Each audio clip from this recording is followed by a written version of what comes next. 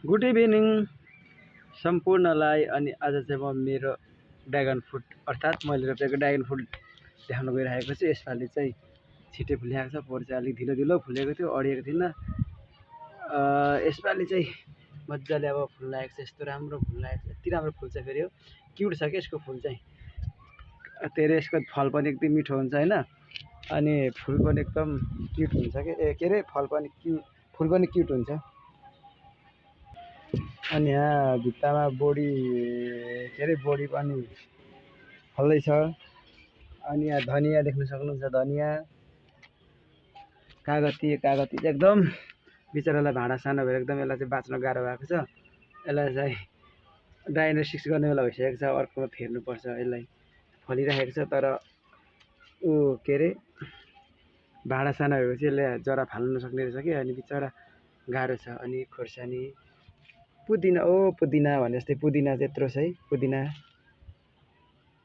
अनि फेरि dragon fruit सारिरहेको छु मैले। तपाईँले देख्न सक्नुहुन्छ यो के अरे चिप्ले भेन्डी। अनि काँक्रा फल्दैछ। काँक्रा चाहिँ पहिला यसरी देखाउनु दिन कुन छ भने यस्तो कस्तो गर्नुपर्छ, यस्तरी देखाउनुपर्छ अरे क्या काँक्रा चाहिँ। त्यहाँनिर काँक्रा चिचिला लाग्दैछ गाइज।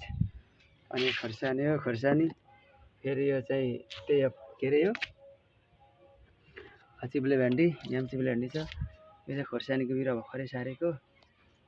यहाँ पनि ड्रागन फ्रुट छ तर यो चाहिँ अहिले फलेन हौ, यो चाहिँ रातो खालको ड्रागन फ्रुट। फेरि यहाँ अर्को ड्रागन फ्रुट फल्दैछ, यसमा पनि चिल्लाला हावाले सबै भाँचेछ, अस्तिको हावाले भाँचेछ ड्रागन फ्रुट। अनि यो खोर्सानी चाहिँ फल्दैछ। यो चाहिँ यत्रो थियो है, ल्याउँदा चाहिँ यस्तो खालको थियो बिउ, तर यो सानो भयो हेर्नु न, बङ्सानो गऱ्यो भने यस्तै। यो खोर्सानी गिङ्गिरिङको परेको छ, फल्दैछ। यस्तो छ खोर्सानीको पोका। खोर्सानी चाहिँ यति धेरै फल्दैछ।